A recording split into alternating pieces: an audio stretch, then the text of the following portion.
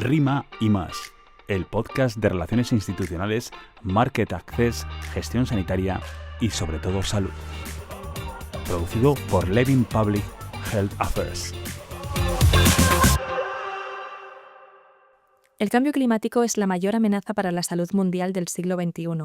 La Organización Mundial de la Salud calcula que un 24% de la carga mundial de morbilidad y un 23% de la mortalidad son atribuibles a factores medioambientales. En el caso de Europa, se estima que 1,4 millones de muertes al año son debidas a causas relacionadas con el medio ambiente. Un tema que cada vez preocupa más y del que vamos a hablar hoy en profundidad con un gran experto en este tema que estamos encantados de tener en Rima y Más. Él es Héctor Tejero Franco, doctor en Bioquímica y Biología Molecular, activista climático, político y desde hace algo más de un año responsable de salud y cambio climático en el gabinete de la ministra de Sanidad, Mónica García. Héctor, bienvenido. Es un placer tenerte aquí con nosotros. Rima y más.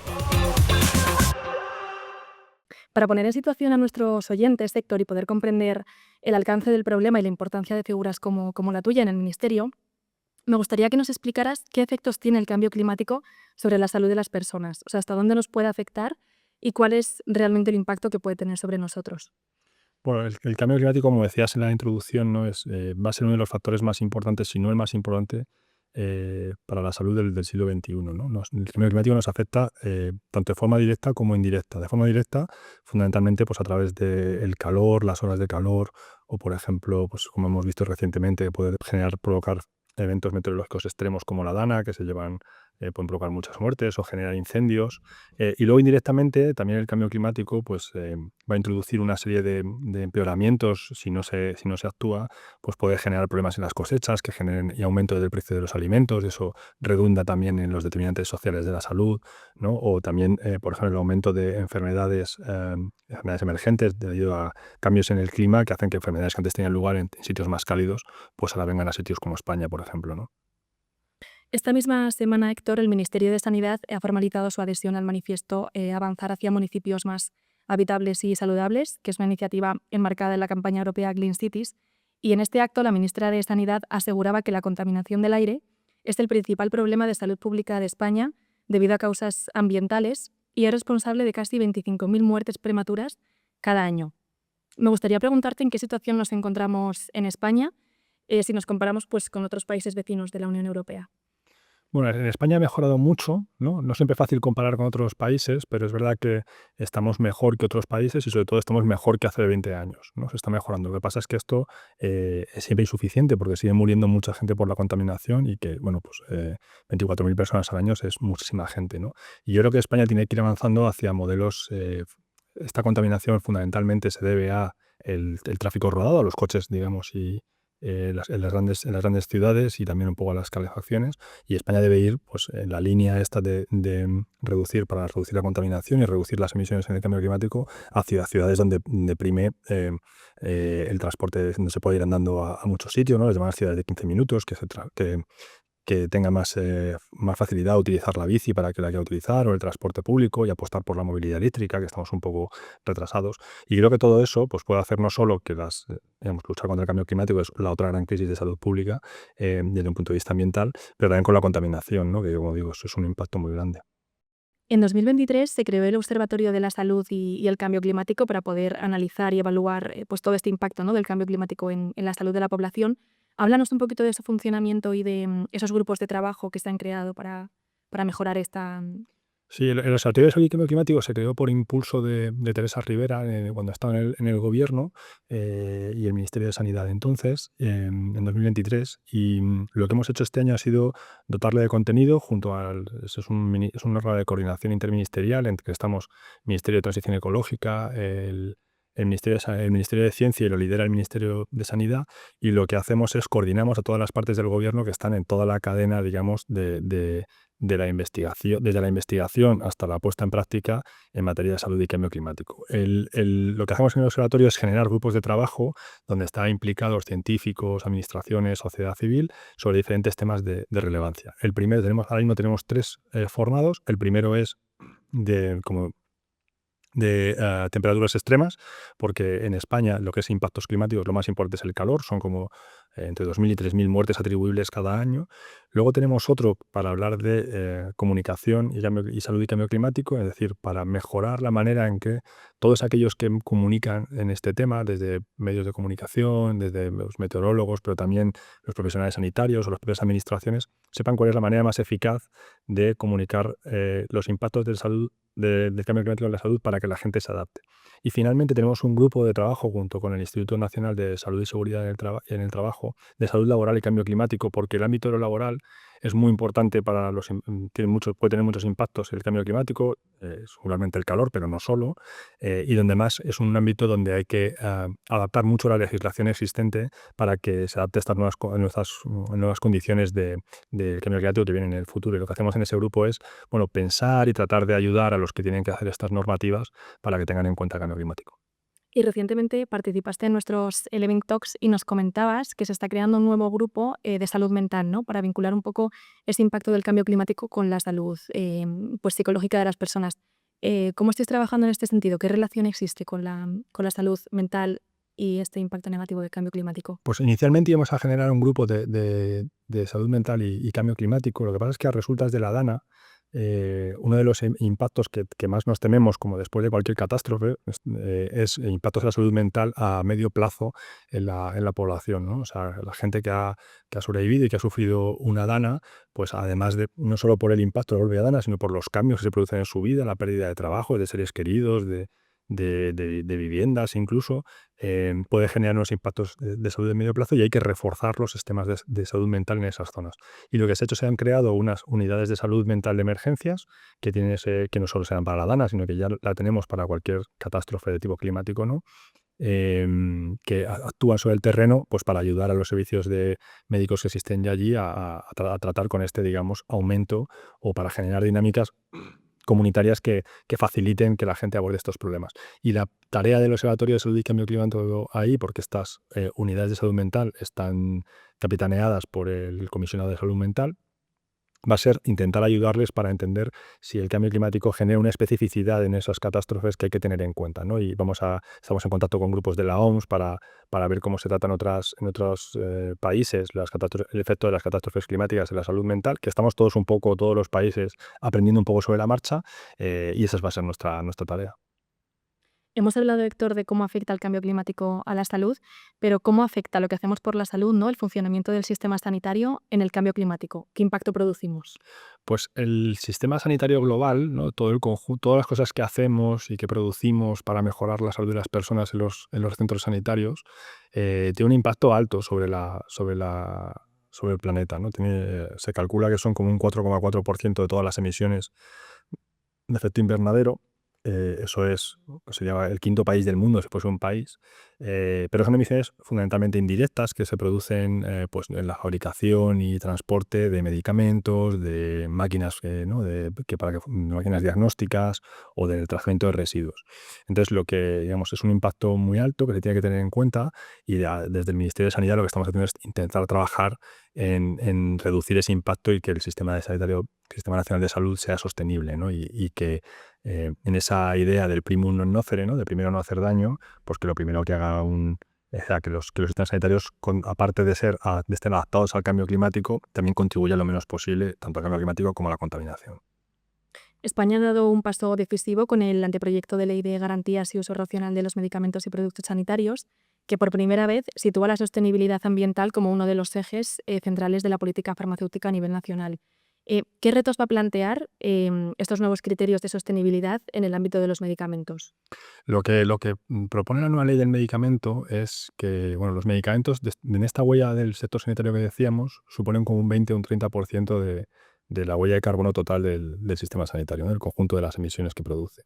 Es quizá el factor más grande, ¿no? Pero entonces hay que hacer una descarbonización de esa producción de fármacos y del transporte, pero hay que hacerla de una forma adecuada para que los fármacos que cumplen una función fundamental, ¿no? De curarnos cuando estamos enfermos, pues no se vea afectada. Entonces, lo que hacemos en la ley del medicamento es un poco traducir esto a nivel legislativo, ¿no? ¿Cómo podemos incentivar que los fármacos sean cada vez más verdes, sean cada vez menos contaminantes, sin poner en ningún momento en riesgo la disponibilidad de los fármacos, su seguridad o su eficacia? Para ello, lo que hemos hecho ha sido introducir el impacto ambiental de un fármaco se pueda tener en cuenta en diferentes fases digamos, de la vida institucional de un fármaco, ¿no? De su fijación de precios, su financiación, si se prescribe o no, cómo se vigila después. Pero siempre sometido a estos criterios, como digo, de seguridad, eficacia y de disponibilidad. Es un trabajo que queremos hacer con el sector, porque la realidad es que ahora mismo no está claro en todos los medicamentos cómo se puede medir su impacto ambiental. Nosotros hemos construido un andamio que hay que rellenar ahora, que están trabajando los científicos, y lo que haremos será poco a poco, en un horizonte de unos cuantos años, pues trabajando contra el sector y contra los investigadores para ver cómo podemos, pues eso, medir cuánto contamina cada fármaco y ver cómo podemos incentivar a aquellos que son más sostenibles.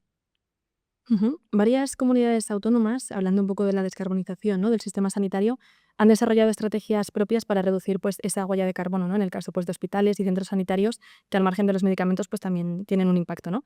Un caso de éxito que tenemos es Galicia, que, bueno, el SERMAS ha conseguido en 2023 reducir las emisiones de CO2 en un 58%, cuando la meta era un 60% para el 2030, ¿no? Lo cual pues, no solamente pues, la sitúa como un referente, sino que nos demuestra que la transición ecológica es viable y es competitiva, ¿no? Desde tu posición en el Ministerio, ¿cuáles dirías que son hoy en día las principales barreras que nos encontramos para avanzar hacia la descarbonización del sistema sanitario? ¿Son más técnicas, más culturales, políticas? Yo creo que técnicas no son, o sea, en realidad la gran mayoría de soluciones para descarbonizar el sistema sanitario las tenemos, sabemos que funcionan y en muchos casos no solo es que son competitivas, es que además producen cobeneficios, ¿no? O sea, hacer un hospital más eficiente energéticamente suele hacer que más sea como tenga más confort térmico para los pacientes tanto en invierno como en verano.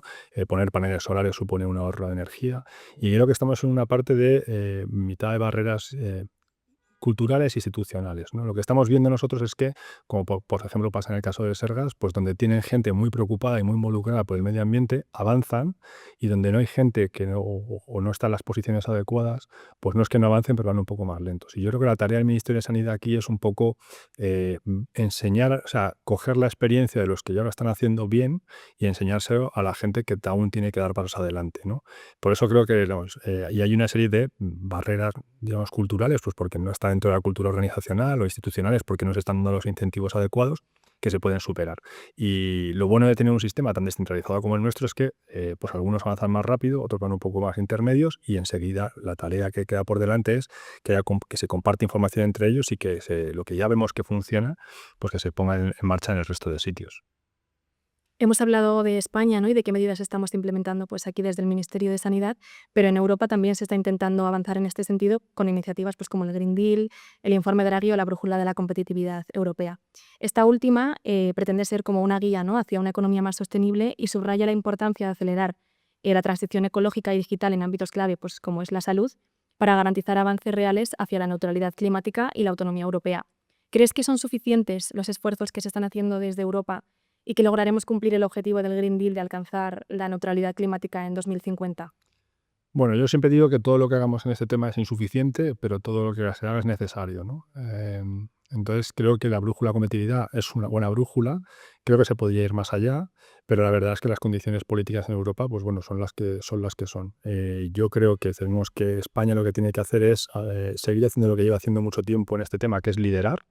A pesar de que podríamos hacerlo mejor seguramente, como siempre, creo que somos el país que más está avanzando en temas de sostenibilidad energética, en temas renovables, ahora con el tema de la sostenibilidad en el sector sanitario, somos de los países líderes en Europa, y mi sensación es que si todos ponemos de nuestra parte y conseguimos convencer a la gente y mostrar los beneficios que tiene, tanto económicos como ambientales como sociales, que tiene la transición ecológica, que son muchísimos, creo que conseguiremos descarbonizarnos antes de 2050. Precisamente hablando de la brújula de la competitividad europea, pone el foco también, ¿no?, en esa transición digital. ¿Cómo puede, digamos, pues, esta digitalización del sistema sanitario contribuir a tener pues, un planeta más sostenible y más verde? ¿Qué relación existe entre innovación y sostenibilidad?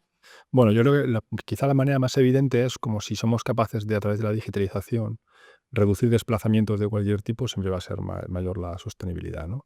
Creo que luego seguramente según nos falta o tenemos que ver cómo la digitalización puede efectos como menos inmediatos, menos evidentes, ¿no? Como que nos ayude a medir mejor lo que está pasando, que nos ayude a saber y entonces cómo actuar mejor. Pongo un ejemplo. Cuando tú en un hospital mides bien dónde están los consumos que tienes, es mucho más sencillo o es mucho más fácil descarbonizarlo, ¿no? Al final, el problema de la descarbonización de los sistemas sanitarios es entender dónde hay que actuar, ¿no? Cuáles son el 20% de acciones que te generan un 80% de rendimiento.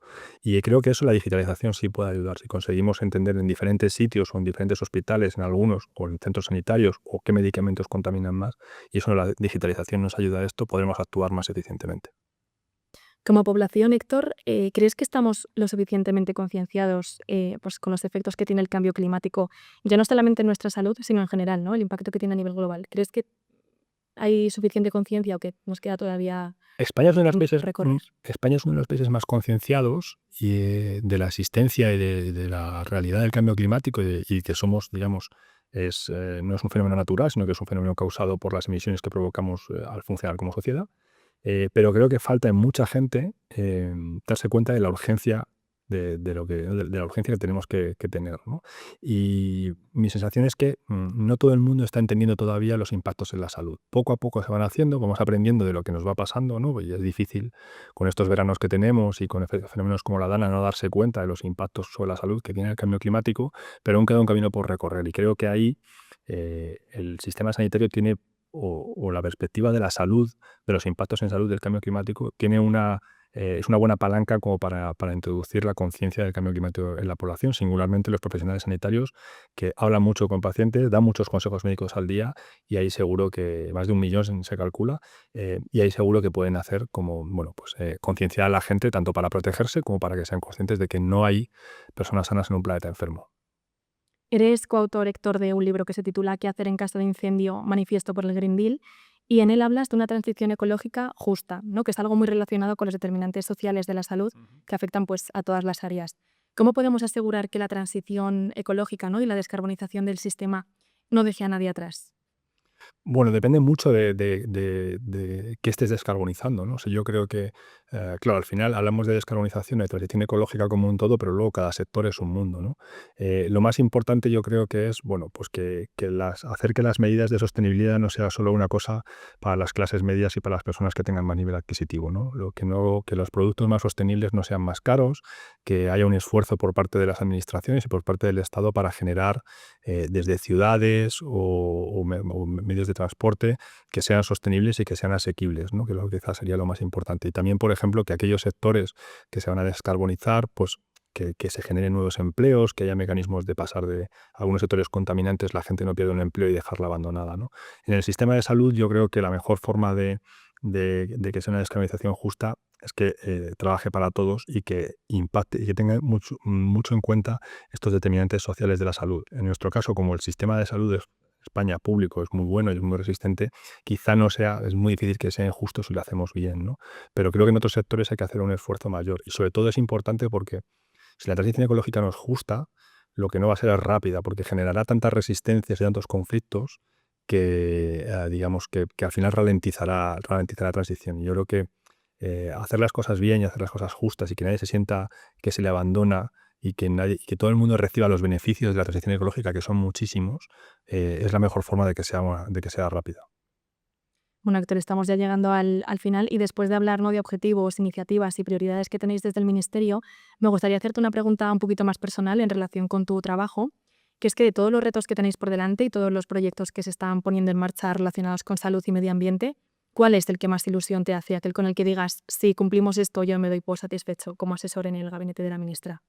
Pues voy a decir dos, porque como cambio climático siempre hay una cosa de mitigación y de adaptación, pero yo creo que por el lado de la mitigación, las mejoras introducidas en la ley del medicamento, aunque sean muy preliminares, creo que son un game changer. O sea, creo que eso puede generar un efecto multiplicador a medio plazo, aunque no se vean de forma inmediata. Si conseguimos una ley del medicamento que realmente introduce la sostenibilidad, pues va a ser una cosa que va a poner a España en la vanguardia y puede tener muchos beneficios para todos.